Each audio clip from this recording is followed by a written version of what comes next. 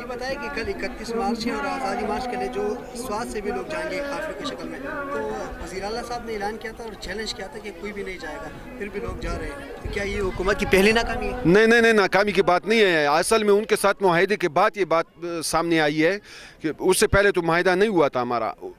ابھی تو 2-3 دن ہوئے ہمارا معاہدہ ہوا ہے پرویز خٹک صاحب کے سربراہی میں اور ان کے اکرم دورانی کی. تو معاہدے کے روح سے ہم نے ان کو اجازت دے دی ہے جہاں پرامن رہیں گے.